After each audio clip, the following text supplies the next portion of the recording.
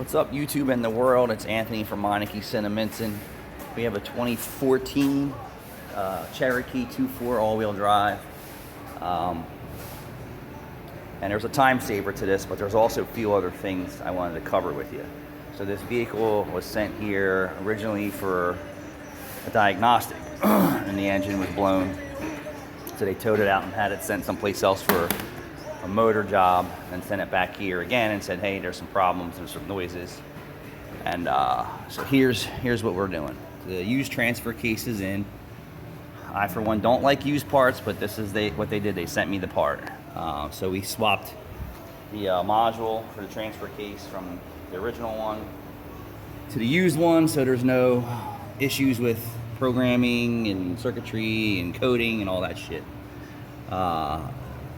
So there's a few ways to do this. One is take the subframe down or lower the subframe. Or two, flex the intake manifold once you get the bracket and all the bolts out of the transfer case, and the plug is on the top just under the intake on the driver's side.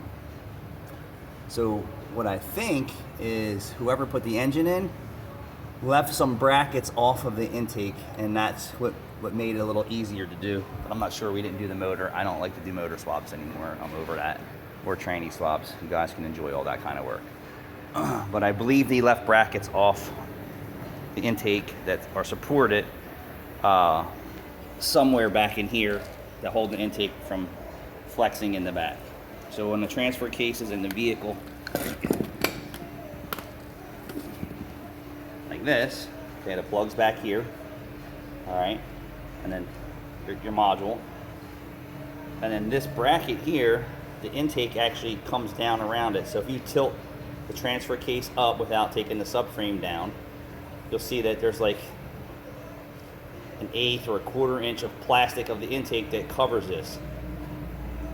So what I did is, when it was loose and it was hanging down a little bit, I took a pry bar and I gently flexed the intake manifold back to the firewall while somebody wiggled it past, and it came right out. So I would say my time saver would be to do that. You don't want to be an animal because you'll break the intake manifold. Other than that, take the whole subframe down, if it comes down. Who knows? These cars are in such bad shape when we see them anymore. We don't know. So another time saver is obviously just pop the ball joint, unclip the brake hose, leaving the axle in, all right? Because some of these, the axles are seized to the knuckle or seized to the hub bearing. The axle nut, there is none left. It's completely rust. I don't want to deal with all that crap. I don't know about you. So we just pulled this back, left the axle here wedged out of the way, and then you can simply just pull everything right out, right through this area here. Comes right out. So that would be my time saver for this type of job if someone's doing it. You know, when these cars come in, and you know, in our area of the world or wherever they come from that are full of rust and everything is seized, sometimes you have to choose your